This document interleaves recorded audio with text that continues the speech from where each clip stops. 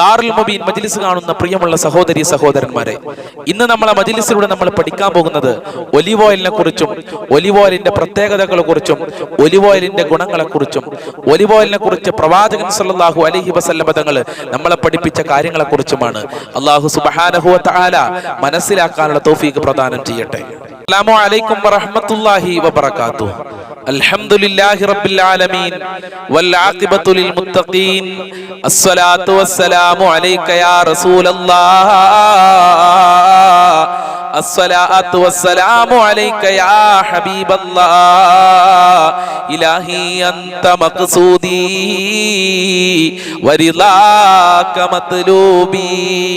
ഇലാഹി അൻത മഖ്സൂദി വരിളാക മത്ലൂബി. അല്ലാഹുമ്മ ഖ്ലി ഹാജാതിനാ യാ ഖാലിയൽ ഹാജാത്. അല്ലാഹുമ്മ അദ്ഫഅ ബലിയാതിനാ യാ ദാഫിയൽ ബലിയാത്. ലാ ഇലാഹ ഇല്ലല്ലാഹു ലാ ഇലാഹ ഇല്ലല്ലാഹ് ലാ ഇലാഹ ഇല്ലല്ലാഹു മുഹമ്മദു റസൂലുള്ളാഹ്. എല്ലാ ബലാലും ആഫത്തും എടങ്ങേറുകൾ മുസീബത്തും നബി തങ്ങളെ ബറകത്തിനാൽ എമൈ കാക്കണം യാ റബ്ബനാ. ലാ ഇലാഹ ഇല്ലല്ലാഹു ലാ ഇലാഹ ഇല്ലല്ലാഹ് ലാ ഇലാഹ ഇല്ലല്ലാഹു മുഹമ്മദുർ റസൂലുള്ളാഹ്. പ്രിയമുള്ള സഹോദരി സഹോദരന്മാരെ, നിങ്ങളെ എല്ലാവരെയും ഞാൻ ദാറുൽ മുബീൻ മജ്ലിസിലേക്ക് ഹൃദ്യമായി സ്വാഗതം ചെയ്യുകയാണ്. ആദ്യമായി നമ്മളെ മജ്ലിസ് കാണുന്നവരുണ്ടെങ്കിൽ സബ്സ്ക്രൈബ് ചെയ്യുകയും ബെല്ലൈക്കൺ അമർത്തുകയും മറ്റുള്ളവരിലേക്ക് നമ്മളെ ചാനൽ എത്തിച്ചു കൊടുക്കണമെന്ന് കൂടെ ഉണർത്തുകയാണ്. അള്ളാഹു നമ്മയൊക്കെ അനുഗ്രഹിക്കുമാറാകട്ടെ. നമ്മളെ എല്ലാ പ്രവർത്തനങ്ങളും അള്ളാഹു കബൂൽ ചെയ്യുമാറാകട്ടെ. പ്രിയമുള്ളവരെ, നമ്മളെ മജ്ലിസിൽ ഒരുപാട് ആളുകൾ പല വിഷമങ്ങളും സങ്കടങ്ങളും ദുഃഖങ്ങളും പറഞ്ഞ് ദുആ കൊണ്ട് വസിയത്ത് ചെയ്തിട്ടുണ്ട്. ഇൻഷാ അല്ലാഹ് നമ്മളെ മജ്ലിസിന്റെ അവസാനം നമ്മളെ മജ്ലിസിൽ പങ്കെടുക്കുന്ന നമ്മളെ മജ്ലിസിൽ ദുആ കൊണ്ട് വസിയത്ത് ചെയ്ത എല്ലാവർക്കും വേണ്ടി നമുക്ക് ദുആ ചെയ്യണം. അതുകൊണ്ട് അവസാനം വരെ നിങ്ങൾ എല്ലാവരും മജ്ലിസിൽ പങ്കെടുക്കണമെന്ന് വളരെ വിനയത്തിന്റെ ഭാഷയിൽ ഉണർത്തുകയാണ്. അള്ളാഹു അനുഗ്രഹിക്കുമാറാകട്ടെ. പ്രിയമുള്ള സഹോദരി സഹോദരന്മാരെ, ഇന്ന് നമ്മളെ മജ്ലിസിലൂടെ നമ്മൾ പറയാൻ പോകുന്നത് ഒലിവിനെ കുറിച്ചാണ്. ഒലിവ് എന്ന് പറയുന്നത് വളരെ പ്രധാനപ്പെട്ട ഒന്നാണ്. നമ്മളെ ഭക്ഷണത്തിൽ ഉൾപ്പെടുത്തണമെന്ന് പ്രവാചകൻ സല്ലല്ലാഹു അലൈഹി വസല്ലം തങ്ങൾ നിർദ്ദേശിച്ച ഒന്നാണ് ഒലിവ് എന്ന് പറയുന്നത്. പരിശുദ്ധ ഖുർആനിൽ അമൂല്യമായ ഒരുപാട് ഔഷധ ഗുണങ്ങൾ നിറഞ്ഞ മരുന്നായി നമ്മൾക്ക് ഓർമ്മപ്പെടുത്തി തന്നതാണ് ഒലിവ് എന്ന് പറയുന്നത്. അല്ലാഹു പരിശുദ്ധ ഖുർആനിലൂടെ പറഞ്ഞു, വത്തീനി വസ്സൈതൂൻ. അത്തിപ്പഴത്തിനെ തന്നെയാണ് സത്യം, ഒലിവിനെ തന്നെയാണ് സത്യം. അത്തിപ്പഴം വളരെ പ്രധാനപ്പെട്ടതാണ്. അത്തിപ്പഴത്തിനെ കുറിച്ച് മുമ്പ് നമ്മളൊരു വീഡിയോ ചെയ്തിട്ടുണ്ട്, എല്ലാവരും അത് കാണണമെന്ന് ഉണർത്തുകയാണ്. അതുപോലെ തന്നെ വസ്സൈതൂൻ, സൈതൂൻ ഒലിവിനെ തന്നെയാണ് സത്യം. ഇതിൽ നിന്ന് നമുക്ക് മനസ്സിലാക്കാം ഒലിവിന് എത്ര മഹത്വം അല്ലാഹു സുബ്ഹാനഹു വ തആല കൊടുത്തിട്ടുണ്ട് എന്നുള്ളത്. മറ്റൊരു സ്ഥലത്ത് അല്ലാഹു പറഞ്ഞു, യൂഖദു മിൻ ഷജറത്തിൻ മുബാറകത്തിൻ സൈതൂൻ. സൈത്തൂൻ എന്ന് പറയുന്നത് ബറക്കത്താക്കപ്പെട്ട മുബാറക്കായ ഒരു മരത്തിൽ നിന്നുണ്ടാകുന്നതാണ്. അത് ബറക്കത്താക്കപ്പെട്ട മരമാണത്രേ സൈത്തൂനിന്റെ മരമെന്ന് ഖുർആൻ ഉണർത്തുകയാണ്. ഇത് മനസ്സിലാക്കിയ പഠിച്ച പ്രവാചകൻ സല്ലല്ലാഹു അലൈഹി വസല്ലം തങ്ങള് നമ്മളോട് പറഞ്ഞു, കുലു സൈത്ത്, നിങ്ങൾ ഒലിവ് കഴിക്കണേ. ചില ആളുകൾ അച്ചാറിട്ട് കഴിക്കും, ഭക്ഷണമായി ഉപയോഗിക്കും, ഫ്രൂട്ട്സ് ആയി ഒക്കെ ഉപയോഗിക്കാൻ പറ്റുന്ന ഒന്നാണ് ഒലിവ് എന്ന് പറയുന്നത്. അതുകൊണ്ടാണ് റസൂലുള്ളാഹി പറഞ്ഞത്, കുലു സൈത്ത്, നിങ്ങൾ സൈത്ത് കഴിക്കണേ, ഒലിവ് കഴിക്കണേ. വത്തഹിനൂ ബിഹി, ഒലിവ് ഓയിൽ കൊണ്ട് നിങ്ങൾ ശരീരത്തിൽ പുരട്ടണേ, തലയിലും മുടിയിലും ശരീരത്തിലൊക്കെ നിങ്ങൾ ഒലിവ് ഓയിൽ പുരട്ടണേ എന്ന് മുഹമ്മദ് മുസ്തഫ. എന്താ റസൂലുള്ളാഹി അത് പറയാനുള്ള കാരണം എന്ന് റസൂലുള്ളാഹി പറയാണ്, ഫഇന്നഹു മിൻ ഷജറത്തിൻ മുബാറക, അത് ബറക്കത്താക്കപ്പെട്ട മരത്തിൽ നിന്നാണ്. അപ്പോൾ ഒലിവ് എന്ന് പറയുന്നത് ബറക്കത്താക്കപ്പെട്ട മരത്തിൽ നിന്നുണ്ടാകുന്നതാണ്. അതിന് ഒരുപാട് പ്രത്യേകതകളുണ്ട് ഈ ഒലിവ് ഓയിലിനും അതുപോലെ തന്നെ അതിന്റെ മരത്തിനുമെന്ന് മഹാന്മാര് നമ്മളെ പഠിപ്പിച്ചിട്ടുണ്ട്. മഹാനരായ ഇബ്നു അബ്ബാസ് റളിയല്ലാഹു അൻഹുവിനെ പോലത്തെ മഹാന്മാര് പറയുന്നുണ്ട്, ആദ്യമായി ഭൂമിയിൽ മുളച്ചത് ഒലിവാണ്, സൈത്തൂൻ മരമാണ്. അഭിപ്രായ വ്യത്യാസങ്ങൾ ഉണ്ടാവും കേട്ടോ. അഭിപ്രായ വ്യത്യാസങ്ങളില്ലാത്ത എന്താ ലോകത്തുള്ളത്? ഇബ്നു അബ്ബാസ് റളിയല്ലാഹു അൻഹുവിനെ പോലത്തവർ അഭിപ്രായപ്പെട്ടത് ആദ്യമായി ഭൂമിയിൽ ഉണ്ടായത് സൈത്തൂൻ മരമാണ്. അതുപോലെ തന്നെ നൂഹ് നബി അലൈഹിസ്സലാമിന്റെ കാലത്തൊരു വലിയ പ്രളയമുണ്ടായി, ലോകമാകെ ജലം കൊണ്ട് മൂടി എന്നാ പറയുന്നത്. എല്ലാം നശിച്ചുപോയി. അതിനുശേഷം ആദ്യമായി ഉണ്ടായതും സൈത്തൂൻ, ഒലിവിന്റെ മരമാണ്. മഹാന്മാര് രേഖപ്പെടുത്തുകയാ. അതുപോലെ തന്നെ 70 പ്രവാചകന്മാർ ഈ സൈത്തൂൻ മരത്തിന് വേണ്ടി പ്രാർത്ഥിച്ചിട്ടുണ്ട്. 70 പ്രവാചകന്മാർ, ഒന്നല്ല രണ്ടല്ല, 70 പ്രവാചകന്മാർ. അതാണത് ബറക്കത്താക്കപ്പെട്ട മരമാണെന്ന് അള്ളാഹു നമ്മളെ പഠിപ്പിക്കാനുള്ള കാരണം. അതുപോലെ തന്നെ ബറക്കത്താക്കപ്പെട്ട സ്ഥലത്തെ ഈ സൈത്തൂൻ ഒലിവ് മരമുണ്ടാവുകയുള്ളൂ, എവിടെങ്കിലും ഒന്നും ഉണ്ടാവില്ല. നല്ല ബറക്കത്താക്കപ്പെട്ട സ്ഥലത്തെ അത് ഉണ്ടാവുകയുള്ളൂ. പ്രവാചകൻ സല്ലല്ലാഹു അലൈഹി വസല്ലമ തങ്ങൾ നടന്ന, അമ്പിയാക്കളും ഔലിയാക്കളും നടന്ന സ്ഥലത്ത് മാത്രമേ സൈത്തൂൻ ഉണ്ടാവുകയുള്ളൂ. അതുപോലെ തന്നെ സൈത്തൂന് വേണ്ടി ഇബ്രാഹിം നബി അലൈഹി ഇസ്ലാം പ്രാർത്ഥിച്ചിട്ടുണ്ട്. അതുപോലെ തന്നെ പ്രവാചകൻ മുഹമ്മദ് മുസ്തഫ സല്ലല്ലാഹു അലൈഹി വസല്ലമ തങ്ങൾ പ്രാർത്ഥിച്ചിട്ടുണ്ട്. ഈ സൈത്തൂൻ എന്ന് പറയുന്നത് ഒരുപാട് രോഗങ്ങൾക്ക് മരുന്നാണെന്ന് ഖുർആൻ പഠിപ്പിച്ചിട്ടുണ്ട്. ഡോക്ടർമാരും ശാസ്ത്രജ്ഞന്മാരും പറയുന്നുണ്ട്, നമ്മളെ ത്വക്ക് രോഗത്തിന്, സ്കിന്നിന്റെ രോഗത്തിന് സൈത്തൂൻ ഒലിവ് ഓയിൽ നല്ലതാണ്. നമ്മളെ ശരീരത്തിന്റെ മുഖത്തിലെ ചുളിവുകളും അങ്ങനത്തെ ഒരുപാട് പ്രയാസങ്ങൾ ഉണ്ടെങ്കിൽ സൈത്തൂൻ എണ്ണ തേച്ചാൽ മതി എന്ന് ഡോക്ടർമാർ വരെ രേഖപ്പെടുത്തുന്നുണ്ട്. അതുപോലെ തന്നെ രക്തക്കുഴലുകളുടെ ആരോഗ്യത്തിന് നല്ലതാണ്. രക്തക്കുഴലുകളൊക്കെ നശിച്ചു കഴിഞ്ഞാൽ നമ്മളെ ആരോഗ്യം ആകെ നശിച്ചു പോകും, മരണത്തിലേക്ക് അടുത്തു പോകും. നമ്മളെ രക്തക്കുഴലുകളുടെ ആരോഗ്യത്തിന് സൈത്തൂൻ നല്ലതാണ്, ഒലിവ് നല്ലതാണ്. അതുപോലെ തന്നെ ഹാർട്ട് അറ്റാക്ക് പോലെയുള്ള രോഗത്തിന് നല്ലതാണ്. ഇനി വ്യാപകമായി കണ്ടുകൊണ്ടിരിക്കുന്ന ഒരു രോഗമാണ് ഹാർട്ട് അറ്റാക്ക്. അറ്റാക്ക് എന്ന് പറയുന്നത് ചില ആളുകൾ കിടന്ന സ്ഥലത്ത് ഒന്ന് മരിക്കുകയാണ്. ഭർത്താവും ഭാര്യയും ഒരുമിച്ച് കിടന്നിട്ടുണ്ടാവും, രാവിലെ എണീക്കുമ്പോൾ ഭർത്താവിനെ ഒളിച്ചിട്ട് എണീക്കൂല, സൈലന്റ് അറ്റാക്ക് ഉണ്ടായിട്ടുണ്ടാവും.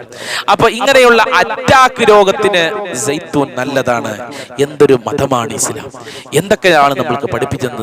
ദുന്യവിയായ ഉഖ്റവിയായ എല്ലാ കാര്യങ്ങളും നമ്മൾക്ക് പഠിപ്പിച്ചാണ്. നമ്മൾ ആരോഗ്യത്തിന്റെ അവസ്ഥ നിലനിൽക്കാൻ പഠിപ്പിക്കുകയാണ്, ആഖിറത്തിൽ വിജയിക്കാൻ അത് നമ്മൾക്ക് പഠിപ്പിച്ചു തരാണ്.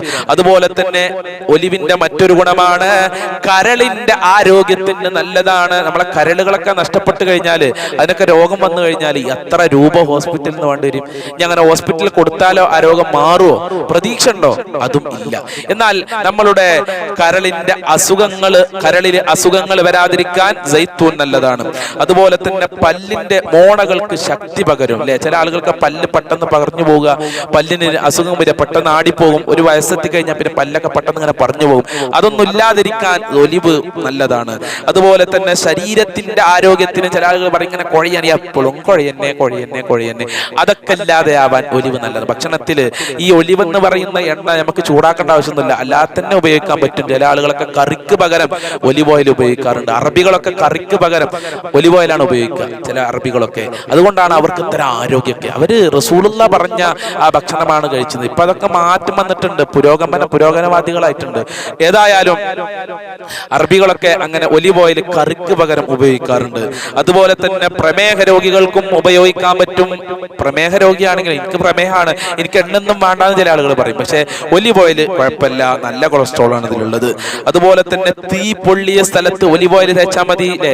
വീട്ടിലൊക്കെ ഒലിവ് ഓയിൽ കൊടുത്തേക്കുക. തീ പൊള്ളിയ സ്ഥലത്ത് ഒലിവ് ഓയിൽ തേച്ചാൽ അവിടെ ശമനം ഉണ്ടാവുന്നതാണ്. അവിടുത്തെ സ്കിന്ന് കറുത്തു പോകൂല. സ്കിന്ന് ബന്ധ ആ ഭാഗത്തൊക്കെ തേച്ച് കഴിഞ്ഞാൽ അവിടെ സ്കിന്ന് പഴയ പോലെയായി മാറും. അപ്പോ തീ പൊള്ളിയ സ്ഥലത്ത് ഒലിവ് ഓയിൽ തേക്കുക.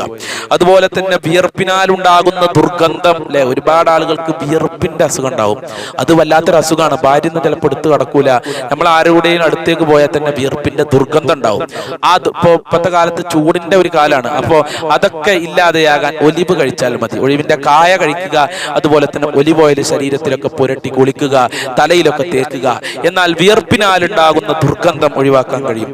അതുപോലെ തന്നെ കുടലിന്റെ ആരോഗ്യത്തിന് ഒലിവ് നല്ലതാണ്.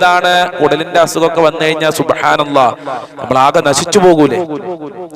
ആ കുടലിന്റെ അസുഖങ്ങൾ ഇല്ലാതെയാകാൻ ഒലിവ് നല്ലതാണ്. അതുപോലെ അൾസറിന്റെ അസുഖം വ്യാപകമായി കാണുന്ന ഒരു അസുഖമാണ് അൾസർ. ആ അൾസറിന്റെ അസുഖം ഇല്ലാതെയാകാൻ ഒലിവ് നല്ലതാണ്. അതുപോലെ തന്നെ കുടലിൽ ക്യാൻസർ ഉണ്ടാകാൻ ഒരു പരിധിവരെ, ക്യാൻസർ ഇല്ലാതിരിക്കാൻ ഒരു പരിധിവരെ ഒലിവിന് സാധിക്കും, ഇല്ലാതെയാക്കാൻ. ഇന്ന് വ്യാപകമായി എല്ലാ സ്ഥലത്തും കാണുന്ന ഒരു അസുഖമാണ് ക്യാൻസർ എന്ന് പറയുന്നത്. അല്ലാഹുവേ, അത്ര മാരകമായ രോഗങ്ങളെ തൊട്ട് ഞങ്ങളെയും ഞങ്ങളെ മക്കളെ, കുടുംബങ്ങളെ, മാതാപിതാക്കളെ, എല്ലാവരെയും, ഭാര്യ മക്കളെയൊക്കെ നീ കാക്കണേ അല്ലാഹ്. അയൽവാസികളെ, കുടുംബങ്ങളെയൊക്കെ നീ കാക്കണേ റഹ്മാനെ. ക്യാൻസർ എന്ന് പറയുന്നത് ഓരോ ക്യാൻസറാണ്. സ്ത്രീകൾക്കൊക്കെ വയറ്റിൽ ക്യാൻസർ, ഗർഭാശയത്തിൽ ക്യാൻസർ, ബ്രസ്റ്റിൽ ക്യാൻസർ, ഇങ്ങനെ തുടങ്ങി ഒരുപാട് ക്യാൻസർ. ഒരു സഹോദരി വിളിച്ച് കരഞ്ഞോണ്ട് പറയണു, ഉസ്താദെ മോൾക്ക് ബ്ലീഡിംഗ് ആണ്, ബ്ലീഡിംഗ് നിൽക്കുന്നില്ല. ഹോസ്പിറ്റലിൽ കാണിച്ചപ്പോൾ ഡോക്ടർമാരൊരു സംശയം പറയുന്നുണ്ട്, ക്യാൻസർ ആണോ എന്ന്. രക്തം നിൽക്കുന്നില്ല. അതിനുവേണ്ടി നമ്മളെ മജ്ലിസിൽ ദുആ ചെയ്യാൻ പറഞ്ഞിട്ടുണ്ട്. അല്ലാഹു കാക്കട്ടെ. അല്ലാഹുവേ, നീ ശിഫ നൽകണേ റഹ്മാനെ. അപ്പൊ ക്യാൻസർ എന്ന് പറയുന്ന അസുഖങ്ങൾക്ക് ഒലിവ് നല്ലതാണ്. കുടൽ ക്യാൻസറിന് പ്രത്യേകം നല്ലതാണ് ഒലിവ്. അപ്പൊ നമ്മളെ ഭക്ഷണത്തിൽ ഒഴിവാക്കാൻ പറ്റാത്ത ഒന്നാണെന്ന് മനസ്സിലാകുന്നത് അല്ലെ. നമ്മളെ ഭക്ഷണത്തിൽ നിന്ന് ഒഴിവാക്കാൻ പറ്റാത്ത ഒന്നാണ്. തലച്ചോറിന്റെ പ്രവർത്തനം, ബ്രെയിന് നല്ല പ്രവർത്തിക്കും, ബുദ്ധിമാന്ദ്യം സംഭവിക്കുകയില്ല.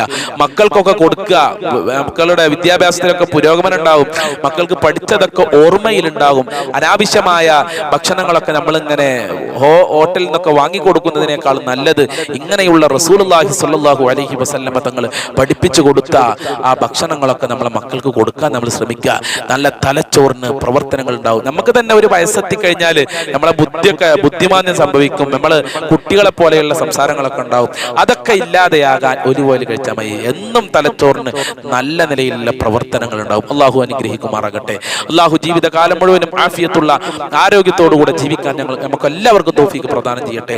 അർഹമുറാഹിമീനായ അല്ലാഹുവേ, ഞങ്ങളെ മജ്ലിസിൽ പങ്കെടുക്കുന്നവരെ നീ ഏറ്റെടുക്കണേ റഹ്മാനെ.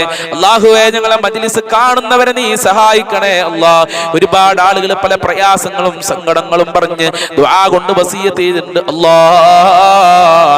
അവരെ പ്രയാസങ്ങൾ അകറ്റണേ അല്ലാഹ്. മനസ്സിന് സമാധാനം നൽകണേ അല്ലാഹ്.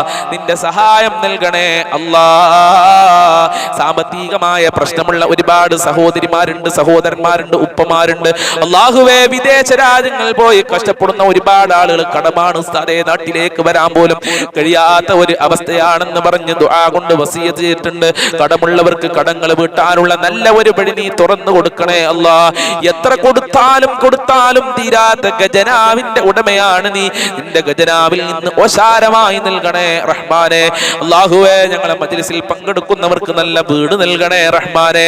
അല്ലാഹുവേ, കടങ്ങളൊക്കെ വീട്ടി കൊടുക്കണേ അല്ലാഹ്. മക്കളെ ദുസ്വഭാവം മാറാൻ ദുആ ചെയ്യാൻ പറയുന്ന എത്രയോ ഉമ്മമാരുണ്ട്.